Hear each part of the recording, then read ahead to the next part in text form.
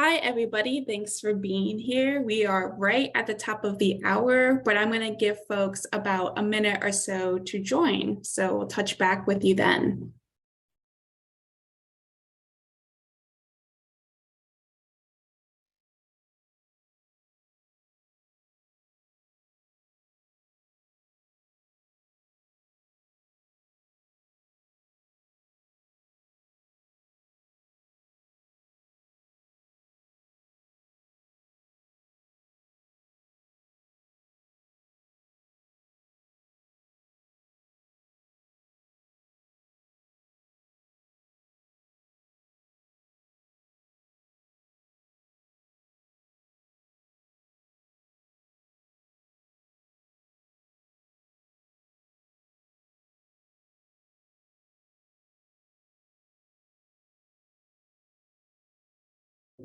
Okay, hi, everybody. I'm going to go ahead and get things started.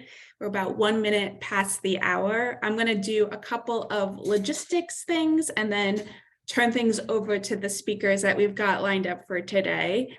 So first things first, in case we haven't met, my name is Maddie Kohler. I work for NASEO. I am the NASEO person in the weeds on the rebates. So nice to see all of you, and thank you for your continued engagement on this topic. Right now, we're sort of in the middle of a transition in terms of this task force. When you signed up for this meeting, you probably saw that we've got a series of roundtables coming up.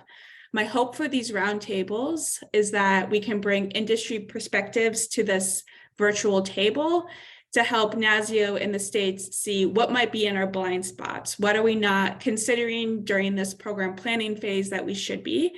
And so I've asked everyone speaking today to come prepared with 2 or 3 key priorities that they see as needing collaboration. And then hopefully our next steps coming away from these meetings are what follow-up is necessary on these critical items in order to get things smoothed out and ready to go for implementation. And of course, NASEO is happy to facilitate those things if anyone wishes that to be so.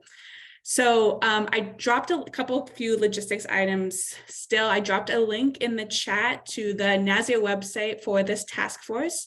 There's a couple of things on there that I want to point out to folks. The first is that we've got a link to the NASEO RFI on that page. NASEO is seeking ideas for implementation of these of these rebate funds. We're looking for people who've got visions, ideas for what it might look like to put these rebates into practice, that they want to document via an RFI. NASEO, we will post all of these things, all these responses on our website, and states will be able to sort through them as they like.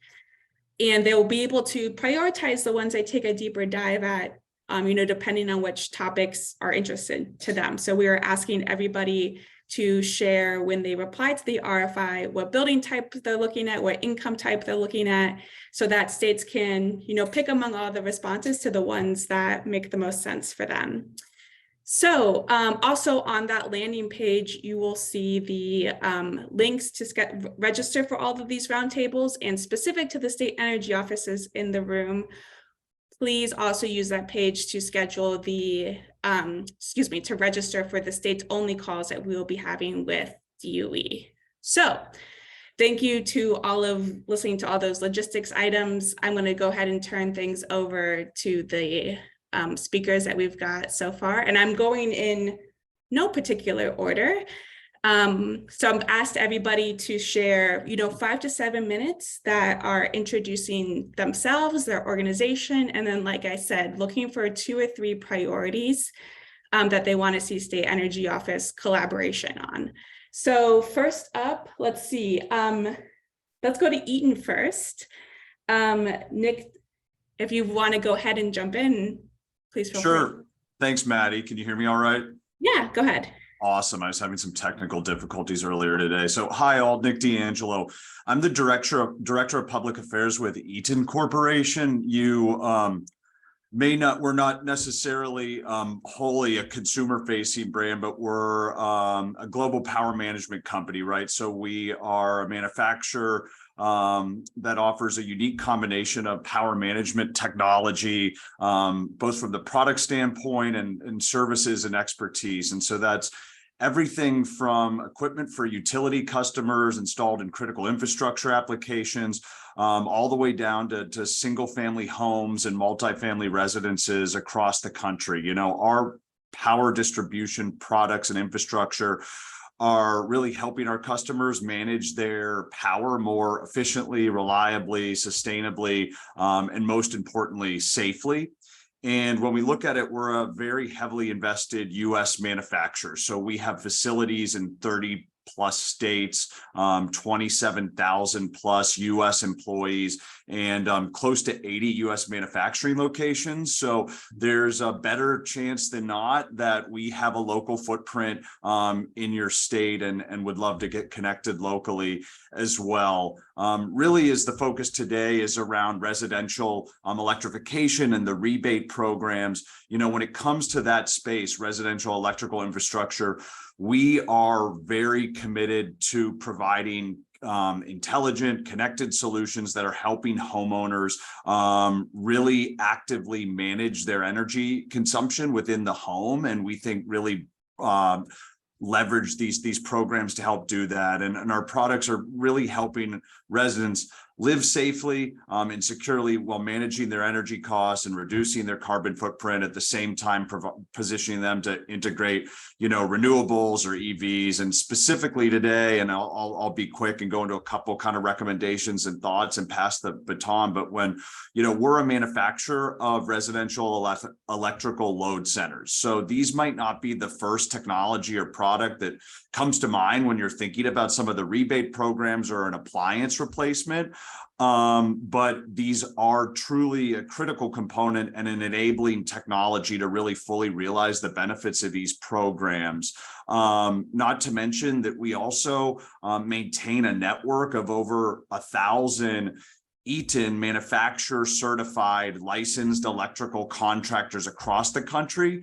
And as we see when it comes to the infrastructure portion, the power distribution infrastructure portion of these programs, those products will more than likely be installed through a contractor point of sale. And so that's another lens that we're hoping to bring to it for the energy officials on the phone. So I think it's in that vein that we have a couple key recommendations we'd like to throw out to the group today as a manufacturer of this power distribution infrastructure. And the first piece kind of goes on as what I was saying. You know, we'd encourage thoughts and consideration when thinking about program deployment that prioritizes the electrical load center as an enabling technology, right, for the broader investments under these rebate programs. Many homes today will require an electrical infrastructure load center upgrade in order to make a lot of the other investments or appliance replacements and really maximize the benefits. And as part of that, you know, we'd really encourage you to think about electrical safety as a key focus in the program parameters itself, both when it comes to life safety and personal property protections provided by your electrical distribution infrastructure that are protecting, you know, of course, there's now additional more expensive or new equipment in the home as well. Not to mention, we will really want to ensure that folks are protected in more highly electrified built environments from incidences of electrocution or potential electrical fire. So thinking about those technologies like ground fault and arc fault circuit interruption and surge protection when you're looking at those power distribution infrastructure upgrades with the load centers. The other piece that we talk about on that side of it is really to encourage you to think about prioritization around smart and intelligent technologies on the electrical infrastructure side of the programs as well. You know, I think we hear a lot about connected appliances, but ensuring that smart technologies are prioritized in your load centers as well would truly position folks to more proactively manage their power consumption. And especially when we look at, you know, a measured savings program be a key technology to enable the success and the ease and the deployment of those programs. The other piece that I'd mentioned that's a direct kind of correlation to all of this is really around contractor enablement, and ensuring that we're partnering with contractors and manufacturers on the deployment of these programs. As I mentioned, your electrical load centers are going to be more likely than not installed right through a licensed electrical contractor. That point of sale is different than someone who might go buy a new dryer or hot water heater at a large retailer and receive a rebate there at the cash register. So how are we working with contractors to ensure ease and facilitating that point of sale, especially for so many of these folks who are in small businesses, to be able to do that, or working as independent contractors. The other piece along with that is, we'd encourage partnering with contractors to potentially for you to consider as a first step in the program, performing assessments on the existing electrical infrastructure in the home to understand those requirements and what upgrades may be needed to the load center and power distribution infrastructure in order to make those other investments or switch to a heat pump or a hot water heater, et cetera. So, and lastly, and I think where we see as a manufacturer of this equipment, where we could be a strong partner and help collaborate across the states, and would be really excited for opportunities to do that, are we'd encourage state energy offices to work with manufacturer certified contractor networks, right? So these folks, obviously, when we talk about electrical safety, know-how, other prioritization, these are key elements of that. They're also, keenly aware, right, of the technologies that will enable broader investments under the program, and by enabling that three-way collaboration between the officials deploying the programs, the contractors that are activating on the programs, and the manufacturers that are providing the equipment, we think there's a great opportunity for success. So I think those are probably the key areas we'd encourage you to think about. Would love to be a partner and a resource. And again, thanks to Maddie and NASEO for all of your work and proactive efforts on this. We're really excited to be a part of it. And I'll be quiet and stay tuned for any questions or discussion later. Thank you. I think we'll go make sure all of our speakers has a time to speak, and then I'll open it up for state energy offices and others to chime in with questions or comments. Next, let's go to Carrier. I believe we've got Jason on the line. We turn things over to you. Yeah, good afternoon, everyone. So my name is Jason Thomas. I manage regulatory affairs for Carrier. But I've worked for Carrier for, 18 years and worked all across the business. So all through the different parts of the business and with different stakeholders. If you don't know who Carrier is, we make HVAC product. So we're kind of a global leader in that space. You might have seen some recent news this week as well from us. Really, I would say one of our key behaviors that we hope that you see in each Carrier employee is a passion for customers. And so we really, we make the products, and we talk about the rebates, we have the products available, all that's in place. So when we look at the rebates, we want to kind of looking at it through the lens of from a customer point of view. And so with that, I think there's really our 2 to 3 priorities. You're asked for that is number one, homeowner satisfaction. And particularly when we look at the high efficiency electrification rebate, we have the products to make that happen. But we also know from experience that if it's not done well and right, it leads to bad outcomes. And that's not good for the homeowner. That's not good for, state energy officers on this call. It's not good for Carrier as a brand. I mean, it's just not good for the environment or the climate. So we want to ensure it's done the right way. And I think that's an area that we would like to engage with state energy officers more on and collaborate on, just experience from our perspective on what is needed to make it done, the right way. I think there's we're not experts in the weatherization program because HVAC hasn't largely been included in that, but we do think that there's probably elements of the weatherization assistance programs that could be brought in and utilized, and there's probably areas where that program isn't so good. So we think that's a good place to maybe start. The second thing is we've had a lot of interest in conversation with contractors, and I think to Nicholas's point, probably a key theme that you might hear from the manufacturers is contractors are very important and will be key players in this space. And I'd say the number one feedback that we've heard from them is, how's the money going to be handled? And I think getting that right is very important. We hear that there's a lot of fear that on their part of just what role they play. And so I think that's an area that, through our experience with channel and HVAC channel, how we can engage in making sure that programs are simple for contractors. There are small businesses that don't have a lot of capital that, they can just disperse and sit and wait to be reimbursed on. What role distributors might play in this space. So I think that's an area that we can closely collaborate on. And then the third area is really just how to make the program known, right? How does a homeowner know, hey, okay, there's this rebate available? How does the contractor know, here's this rebate that's available? I think even in just, rebates and utility rebates and programs that are out there today, the simple programs are the best programs. If they're overly complicated, then contractors typically shy away from it. And so we are highly engaged with our, stakeholders down the channel, whether that be distribution and contractors. And it's not like Carrier's alone in that. All of our competitors are as well.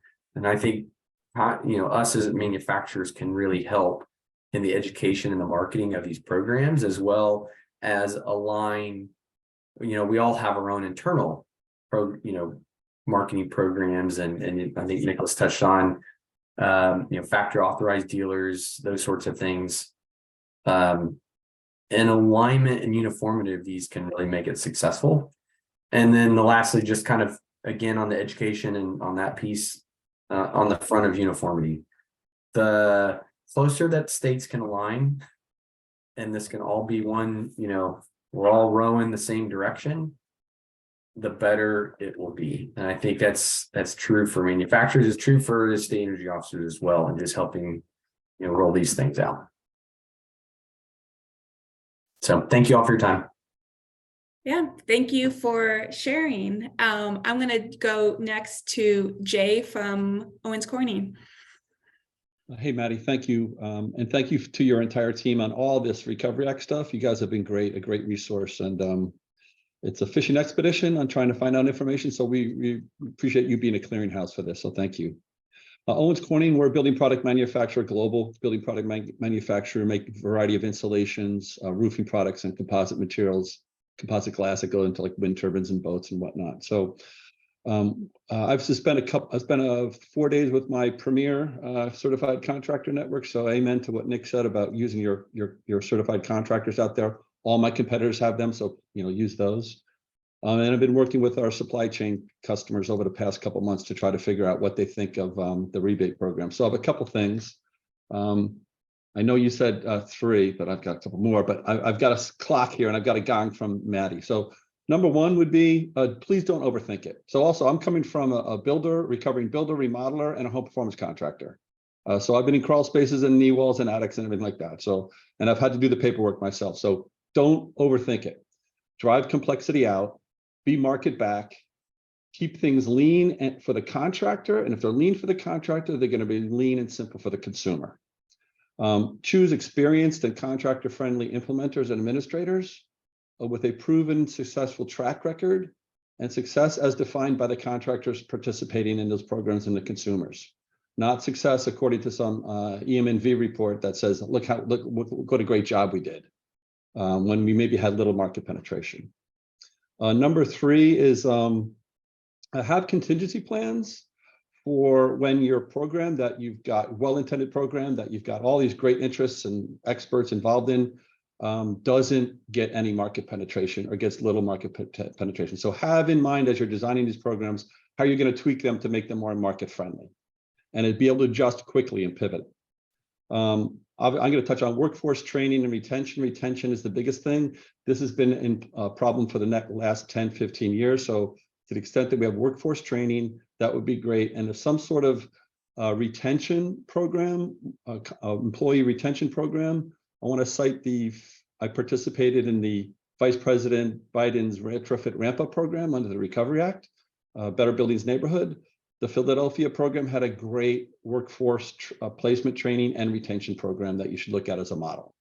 I was able to hire contractors who went through BPI training, real BPI training in the field, not sitting in a training mill looking at PowerPoints and getting a certificate saying you're good to go into the field. And these workers were motivated and came and worked in my branches for 2 months or 3 months for practically free. That was a great program. Don't overburden the awardees with complex compliance requirements. I might not sound very politically correct, but I think the fear of Solandra drove program requirements to be overly restrictive. And I talked to my peers in this space who just struggle with what they perceive as overly complicated reporting requirements that end up driving out some really small, nimble players in the States when only big market capitalized contract administrators can play. Encourage the states to constantly stay in touch with the manufacturing supply chain and the suppliers so that we can forecast. We're all doing crystal ball gazing to see what the marketplace is going to need in 2 to 3, 5 years. So while we don't see huge market penetration for these programs, we're grateful for them. It's enough to we need to understand what's going through, what we're going to see in the marketplace. I want to go back to the keeping complexity out. You got to meet the market where it is. We don't want to have the man in the van types in these programs because that's going to give everyone a bad name and the consumer and taxpayer a bad name and the program implementer a bad name. But we need qualified contractors, and you got to meet the contractors where they are. Some states have a really nice pool of NATE certified and BPI certified contractors. Others have none. So you're going to have to be able to meet those contractors where they are.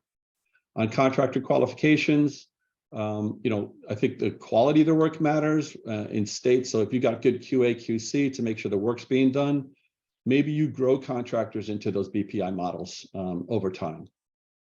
Scopes of work. I know we want to talk about whole home performance, which I was a huge zealot advocate for, and not just switching out, air sealing and insulation and blowing and going. But I think we're going to be talking about meeting the marketplace where it is. You're going to have these programs are going to have a companion of deep home performance, whole home retrofits, all inclusive.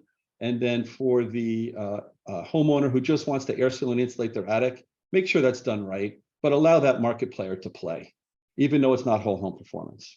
I know that's going to cause seizures for some of my friends in the home performance world, but that's what my customers are telling me who do both BPI and single measure items. I think the last item is really I want to go back to something was said earlier about Nick and safety. Safety's got to be a really important not negotiable. Making sure that when I'm putting my customers into a crawl space, a very tight control space, which I have about 12-inch clearance in my crawl space. It's very challenging to get into. Make sure you're following industry standards, safeties, and even in attics. So it's very important that we make sure that the contractors are safe and also the consumers are safe. So I look forward to offering more comments, answering any questions, and I'm grateful for NASEO. Thank you. Thanks, Jay. And last but not least, we've got Samsung. I believe, Perna, I'm turning it over to you. Thank you, Maddie. Really appreciate your leadership in bringing together these coalition calls. They've been extraordinarily informative and helpful. So hi, everyone. I'm Prerna Tomar. I work in Samsung's U.S. Public Affairs Office in Washington, D.C. We are very excited about the IRA home rebate programs and the opportunity for reducing greenhouse gas emissions for consumers in the U.S. And, I want to note that these IRA home rebates, they're voluntary incentives.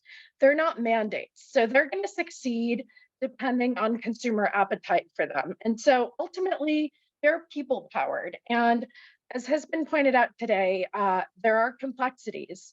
We're hearing that states are going to be implementing on different timelines, and certainly they have their own needs to address in their communities that they are helping. And so we understand that that's what the situation is going to be. But I think one thing from a perspective of a private sector actor, it poses a challenge for marketing to consumers, for retailers, for manufacturers to have different requirements in different states. So as has been said, we really urge consistency wherever possible, regionally or otherwise, so that, really the complex provisions in these laws in the IRA law can be distilled in a simple, accurate way that doesn't result in attrition and consumer confusion. And so, I asked our business teams in preparing for this meeting today, what advice should we be giving to state energy offices? And some of the things I've heard are clearly how critical it is to have execution be clear. And that includes with retailers, with the entire consumer experience. A clear and simple income verification process is very important.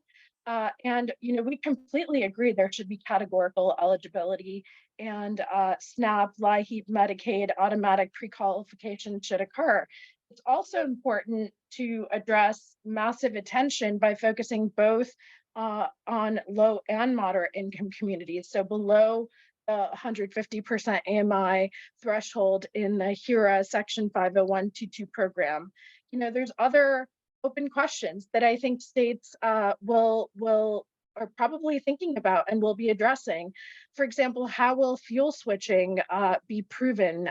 And what will first-time purchase with respect to that appliance? What will that mean? Could it mean, for example, switching from a non-Energy Star gas or electric cooking product to an Energy Star electric cooking product?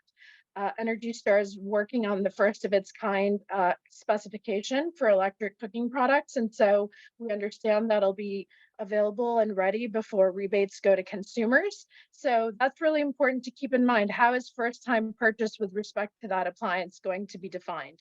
And, we've also been thinking that it may be really helpful to have FAQs based on the type of consumer or contractor with examples to really clarify how different types of households qualify.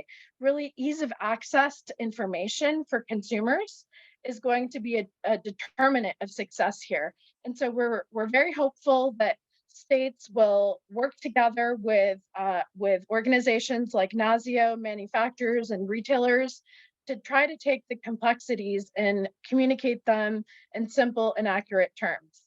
One thing that really comes to mind is the Energy Star program. It's been successful for 30 years over 30 years as a public-private partnership. And it really delivers a key message of how to save energy. And, Energy Star is required in categories where applicable for HERA. We think it should also be required for homes because it's going to help with the marketing and education piece of homes. Of course, it should be required in categories which Energy Star exists. And so, that's really important. Energy Star says that annually, according to the EPA, you can save up to $450 on a household's utility bills. That's going to go up even more with these IRA home rebates. And so there's a lot of potential here. And, I think another key aspect to think about is going back to what Maddie was asking at the beginning of this call. What are the key recommendations, areas for collaboration? Well, Samsung, we already have a low cost induction cooking product, as well as heat pump dryers, as well as heat pump HVAC products. We also have a range of Energy Star efficient appliances, refrigerators, washers, and more. And we're standing ready to really deliver on the promise of these IRA home rebates for consumers. We've really focused on energy efficiency as a company. We've been recognized multiple times, including this year with 2 Energy Star awards for our partnership with the EPA. And we really think energy efficiency should be a key message. Saving consumers money should be a key message. So we would be glad to work with any state energy offices, any stakeholders who are interested in working with us on program design, on product eligibility, on really consumer education. It's really important to spread accurate, clear information about these rebate programs so that attrition and confusion doesn't occur. And it's important for the energy efficiency aspects to be taken into account to demonstrate how consumers are going to be saving money. So I'll put my email address in the chat. We'd be delighted to work with any stakeholders who are interested in partnering with us to really ensure that successful consumer experience. And I'm also looking forward to answering any questions you may have. Thank you Back for to you, that. Maddie. Thank you. I want to encourage folks on the line to start, thinking of questions you might have, and you can add them to the chat or raise your hand. But before we get there, I say we've got Matt on the line with his camera on. So Matt, please feel free to jump in and add your perspective as well. And if you wouldn't mind introducing yourself too. Thanks, Maddie. Just real quickly, thank you all for calling in this afternoon. Matt Thornblad with REEBE Manufacturing Company. We make both, we manufacture HVAC and water heating equipment. So somewhat similar to our colleagues at Carrier and Samsung. I think one quick point just to leave you with so we can get onto the conversation, at REEBE, for the high efficiency electrification home rebate program to work, there's really two critical channels. We have our retail partners and our contractor, installer, plumber network. And many of those contractor, installer, and plumbers also serve the retail basket. And we're looking forward to the retail conversation, Maddie, that you'll be facilitating next week with NASEO members as well, state energy officers. But I think to extend on Jason's comment, I'm going to keep my comments focused on that contractor, installer, and plumber bucket. And the good news is that in several states, there are proven pathways for contractors, installers, and plumbers to participate in point of sale rebate programs that also include income verification aspects. And I know NASEO can do a good job of sharing those best practices. But just to describe in detail for some states that may not have that experience, there are some states that use an online customer reservation system to ensure that a customer who is going to implement a electrification project, for example, installing a heat pump water heater to replace a gas water heater or a electric air source heat pump to replace a furnace or air conditioner.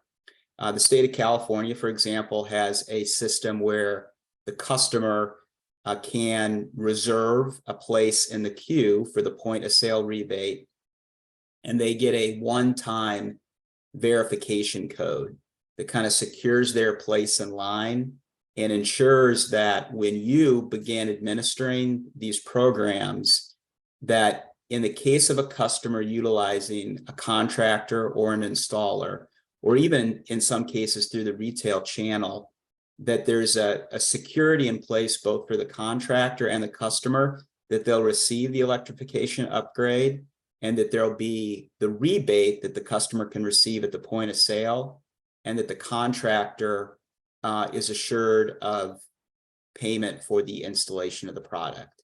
I have a feeling as states go through working with third-party implementers, that'll be a pathway that can be plugged into your programs. And at Carrier, at REEBE, we have experience in supporting customers and are glad to work with the states and NASEO. There's large parts of the country, though, where that system may not be as well known. But the good news is in all states and territories, when you look at contractors and installers, contractors offer various forms of customer financing, which often require information that can be shared with a state entity for product registration. And If it becomes potentially too comprehensive for some states to set up a reservation system or using a QR code for a reservation system, we would encourage state energy offices to design programs that utilize the existing installer and contractor financing models as a way to both secure the rebate point of sale for the customer and also provide that assurance to the customer. So Maddie, I think that's just the one comment we'd like to share today. And thanks for letting me come on camera to make that statement. Sure, no problem. And as I don't see any questions or raised hands, we will keep this manufacturer train going and pass things over to Dana. Dana, feel free to jump in. Hi, Maddie. Thanks so much. Great to see everybody and have an opportunity to jump on here. I'm Dana Fisher. I'm with Mitsubishi Electric. I know that there's an awful lot of work between here and where everybody needs to get to implement these programs and have best outcomes. I think there's been a lot of really great suggestions here today, and you know, like Samsung, I think you know, all of us have networks, and you know, this is consistent with what Jason and Nicholas mentioned as well. All of us have networks of manufacturer trained contractors that we work with all across the country in every state, and they're truly the best resource, you know, because they have a relationship with the manufacturers so that we can ensure best practices and best outcomes. There's training centers all across the country for these skills around these different technologies that can accomplish these tasks. And so, you know, we're all standing by to try and, you know, leverage our resources to bring them to you. One small sort of mention related to Matt's comments. I think he's spot on a lot of these different things, and ensuring, you know, there's a lot of devils in the details related to how you ensure that the marketplace is going to function well when you have incentives of this level. I just encourage the programs to do a little bit of napkin math and figure out like how many homes they're going to be able to impact with these different programs as a percentage of the homes that are able to participate. Because one of my concerns, and this comes from my experience as a program manager for Efficiency Maine for a number of years, is that the number of homes per state is going to be pretty modest, despite the millions of dollars that are distributed. And so if it's just an open program for people to sign up for online to secure a reservation, those reservations are probably going to disappear in approximately a half an hour. And it's just going to be a real cluster for the contractors and for people that are participating. So I would put a fair amount of thought into exactly who you as a state would ideally like to have these benefits roll to. Not because, you know, there aren't lots of deserving people, but just that you may want to have better control over how the program gets rolled out and the pace to the different contractors.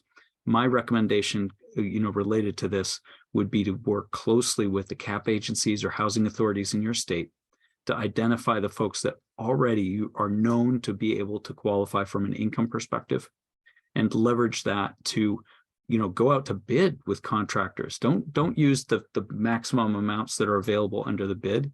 You know, use lower amounts, try and get more homes by being competitive in how you bid out these projects, and select the community that you want to impact the most. You are going to build the marketplace through this program. There's no question about the knowledge base of the contractors, the knowledge base of consumers. It's all going to be good, but just be methodical and careful in how you roll out these programs. And thank you so much for all the hard work that you've already done and all the hard work that's ahead of you. Thank you. And we did get a question specific to one of your comments, but I hope everybody is interested in weighing in, which is about the training centers. And there's a question from a state in the chat asking if those are brand specific or brand neutral. Does everyone have their own separate training centers? And they're trying to understand how to make best use of that network.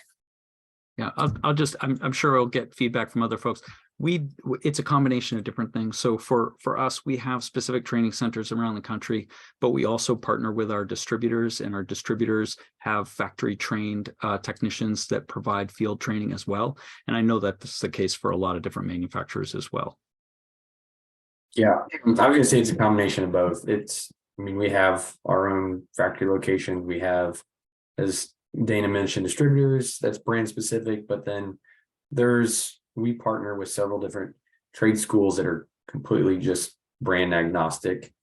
And then we also have a training portal, online training portal that is part of it's brand agnostic, part of it is carrier specific. So I think it's a mixture of both. And Heidi, feel free to jump in if there's anything you want to add to this question or any follow-up you want to ask. No, I think that answers it. Thank you. Yep, thanks. I want to get back to if you guys could provide a little bit of insight on what your current conversations with your contractor networks look like today. Is it a lot of, we don't know yet, hold on, we're waiting? Or is there an attempt at education being made that it might make sense to, plug in state information or US DOE information? I mean, I'll just make a quick comment. I think, many of the manufacturers are kind of conceptually similar. I think we probably all are,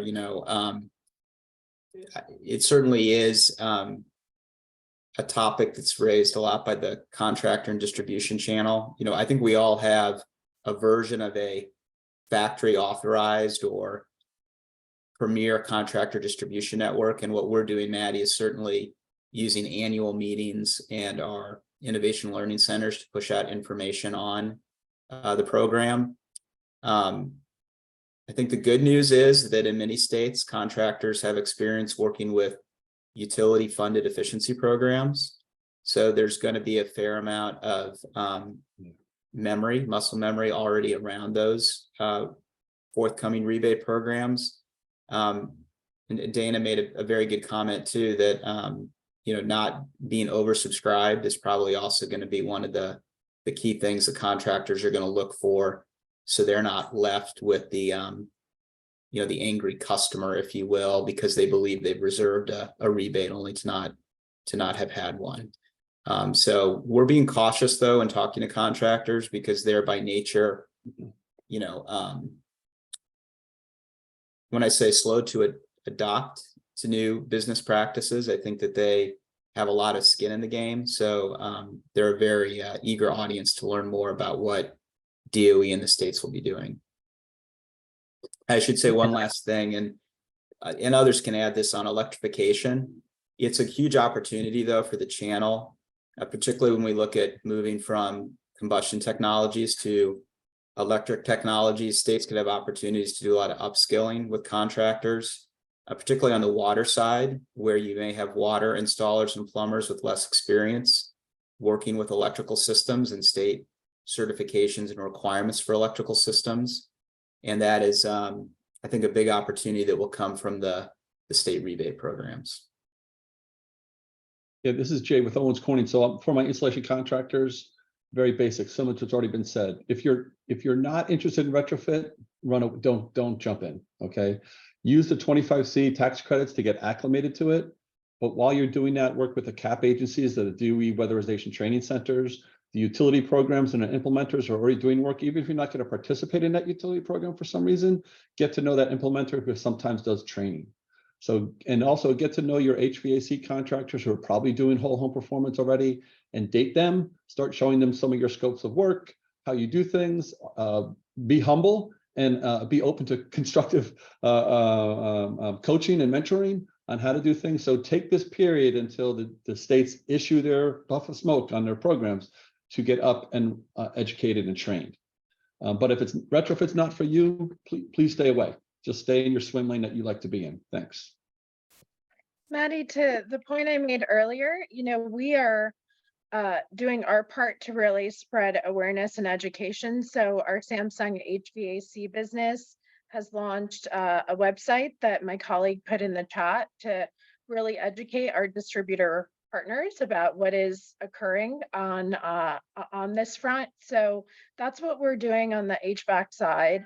On the appliance side, frequently those purchases occur through retailers. They also occur through our Samsung.com website, and they're frequently, replacement cycles. So it's really important to keep in mind that, professional installation occur as needed. For example, if rewiring is needed, and there's also funding available in the IRA home electric rebate program for rewiring, if that's needed, that be done on a professional basis if switching from gas to electric cooking product, for example. So that's really important to keep in mind, and an aspect we're thinking about a lot as well. And I guess I'll add just my experience, just maybe as a insight into just where contractors are from an understanding perspective. Often my conversations starts with, here's what a tax credit is, here's what a rebate is. And they think, oh, so the federal government's going to give me rebates. Nope, it's going to flow through the state. So they just hear there's a lot of money for heat pumps. And okay, what heat pump should I buy? Tell me what heat pump should I buy? That's the question I get. And then it's like, well, okay, let's break down this. So there's a lot of education that needs to happen on that front.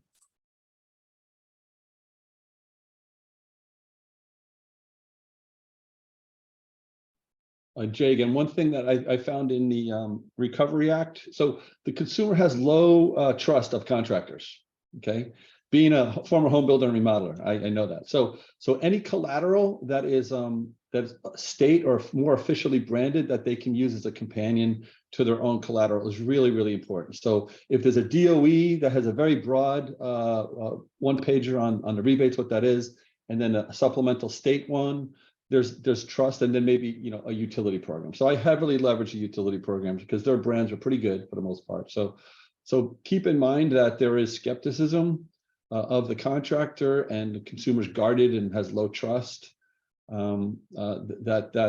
in the room. So anything that can be done to help remove those barriers would be great. Thanks.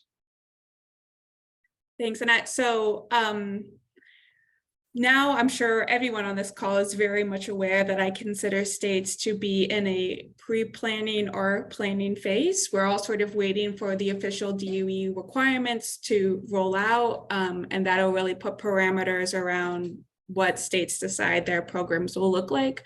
So my question to you all on this panel now is, what, if anything, is at the top of your mind that you think states should be keeping in the back of their minds as they're going about this pre-planning, setting these high-level goals, and making the decisions that they can before DOE guidance comes out? And so, again, any way you want to interpret that, feel free to jump in. I'm thinking about, are there any special considerations that states might want to make in terms of making sure supply is available, and all those kinds of things that might go into really high level plans. So feel free to jump in however you want to interpret that question. And Brian perfectly segued nicely. There's a question in the chat about product supply issues, about delay or limited availability. So thank you, Brian, for being on the same page as me. Maddie, I'd be happy to jump in first and kick it over. But, as a manufacturer, right, of the power distribution equipment, the load centers we're talking about under these programs that folks might not have as much familiarity with as, some of the appliances or other items that are listed, whether that's in the HERO program or things that will be installed as part of the measured programs. I would just encourage, the state energy officials on the call to connect with us directly, just to better understand, hey, here's when we're talking about a load center, here's what we're talking about specifically, here are the opportunities around the intelligent technologies that I mentioned to really see the maximum benefits out of this program. And then obviously to talk with us directly about about those specific products, components, the supply pieces, all of that. I think that, and I'm sure the other manufacturers here want to be connected and strong partners for all the officials. So that just from my perspective, where there may be an area where there might not be as much on the shelf familiarity with these components of the being installed under the programs. Maddie, I would echo that. I would really encourage state energy offices that are in this meeting that watch this later to engage with the private sector. You know, I think we have experience with, you know, for example, there have been rebates like this before. The 2009 Recovery Act had rebates for Energy Star products, and so there are lessons to be learned. You know, we are thinking through those, and it's important to keep in mind that engaging with manufacturers is really important to understand how the consumer experience can be really the best for a positive outcome. I think we all want to see successful rebate programs being launched in different states, and so we all have the same goals. And we really, you know, encourage collaboration and partnership. These are voluntary programs where companies and government can really work together to achieve a set of desired outcomes. Yeah, I just very briefly, I just want to throw in there that if I have one thing to say, and this is from the program administration component, the 20% that's allowable for administrative costs is very small.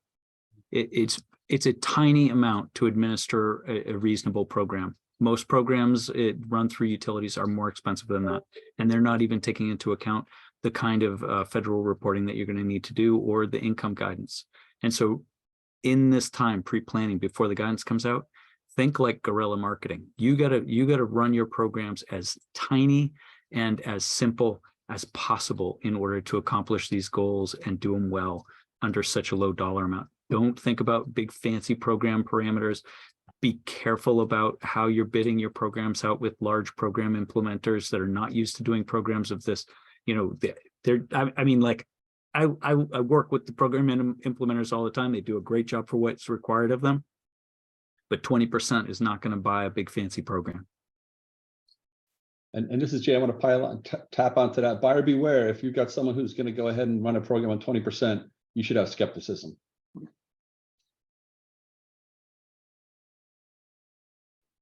I mean, I would say, and one thing that may be helpful. So, I guess to the supply chain question in the chat, I think we're on the backside of that, so that's good news. That's not keeping us up at night as much as it once was. But what would be helpful, frankly, I think, is just a little bit of what Dana said, like. Think about what you want to achieve and target that. And as much as you can forecast that to the market, the better. And even just being able to say, here's our target date to have the program in place would be a great first step. Because then that can begin to signal to the actors in your state, all right, here's when we need to be prepared. Yeah, Jay, again, with Owens Corning, first of all, any state folks who are going to be administering or taking this money, I have great sympathy for you and don't envy your situation. So you've got a tough job. So if I'm in that, I've got that task, I'm looking at my history of my utility programs in my state, any other programs that we've run over the past 10, 15 years.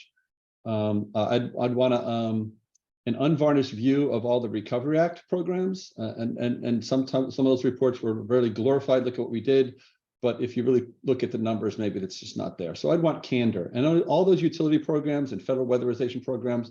I'd want to know your top 3 or 4 or 5 contractors, who they were in all sectors, and I'd want to have a sit-down private discussion with them to figure out why did you participate, how long you've been done. If you had to design this on your own, what would it look like? Balancing, you got credible work done. How would you take waste, your perception of waste, out of the process while not lowering your standard of care in terms of quality work? So that's what I might do if I was the poor soul who has to try to put this program in place. Thanks. I think we have a really interesting question in the chat. State officials might not have time or bandwidth to have separate meetings with each manufacturer. Are there umbrella organizations that they can turn to in their states that can harmonize or simplify the process of engaging with these private sector elements? One resource that I would suggest for the states to consider are the REEOs. So depending on what region you're in, NEEP for the Northeast or NEA in the Northwest, or, in the South, SEA would be excellent partners. They're ready to do this stuff and can help coordinate it and make it uniform so that it's easier to understand. I'd totally tap into the REEOs. Agreed. They're like the Switzerland in their marketplace, right? They have no interest. They can set the table and be the convener and invite the folks in. So that's well said, Dana. And I got to reemphasize that, like, leveraging the capabilities and knowledge of the CAP agencies and housing authorities is going to be incredibly important to getting under that 20% and doing it well.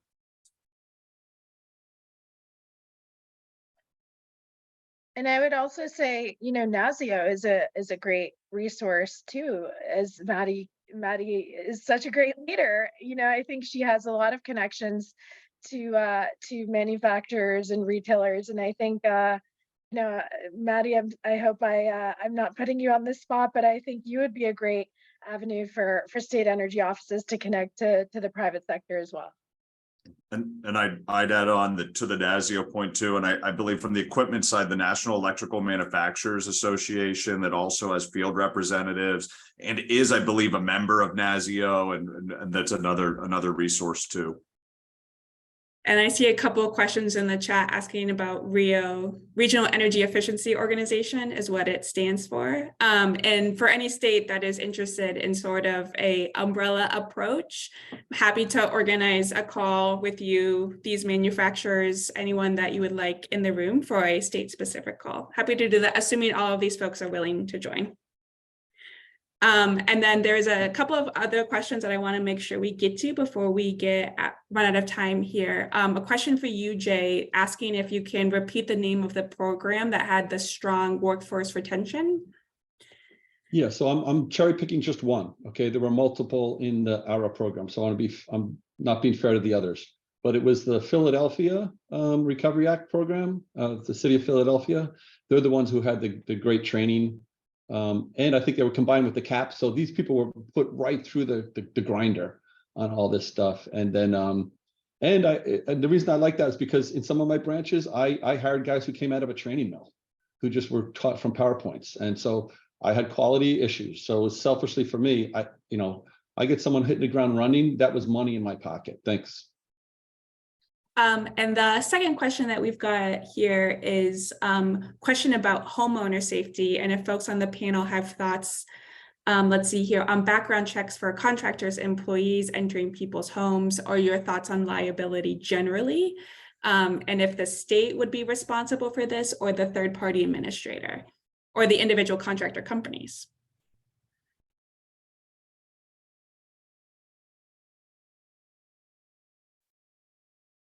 Well, I mean, I think that's why you heard the recommendation from each of us to use, factory authorized contractors, because they're trained, they're licensed, they're, they carry all the insurance, they do all the right things from a business perspective. They're not chucking a truck, as we like to joke, not joke, but that's sadly and happen in the HVAC industry. So that's what we want to avoid. It's not that there can't be contractors that aren't associated with manufacturers that don't do a good job. That's not it at all. Yeah. It's just that we have a relationship with the manufacturer, with the contractors. So if they have a problem, they go to their distributor, they've got technical resources, they know who to contact. It's just going to work really, really well. And it's beneficial to us to basically have contractors, get manufacturer training, because then, the more the merrier, the better that the entire workforce goes. So it's beneficial in multiple ways. And Ryan, feel free to jump in if you have any follow-up.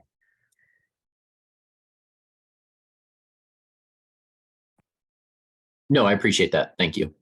Yep, and I just also want to note there's a comment in the chat that there's also a Energy Star heat pump water heater manufacturer council that might be of interest to folks. And that there is a comment from Dave in Pennsylvania saying that he thinks that the program in question is the Philadelphia Energy Coordination Agency. So thank you for that, Dave. Maddie, can I Go ahead. I jump in with one comment? Sure. You know, I was reading the DOE announcement recently on funding allocations, and I noticed in it that it says that these home efficiency and home electric rebate programs can save consumers up to $1 billion annually. So that number just struck me as so tremendous. And I just want to say how exciting it's been to be a part of this discussion today. And really what's at stake here is so tremendous. Yes, I agree completely. Thank you for leaving that on a hopefully uplifting note. Hopefully no one takes it as pressure is on. Hopefully it's a bright horizon and great opportunity that we're looking at. So thank you for that. And thank you to everyone, all of the manufacturers being a part of this panel. Really appreciate you taking the time. I'm gonna go ahead and wrap things up. Hopefully I will see all of you at future roundtables. We've got retailers coming up. We will also have one on vendors, home improvement contractors, and on financing as well. So all of those links are on the NASEO website. And please check them out, and hopefully I will see you there. Everybody have a great rest of your day and a great weekend too. Thank you, Maddie. Thanks, everybody.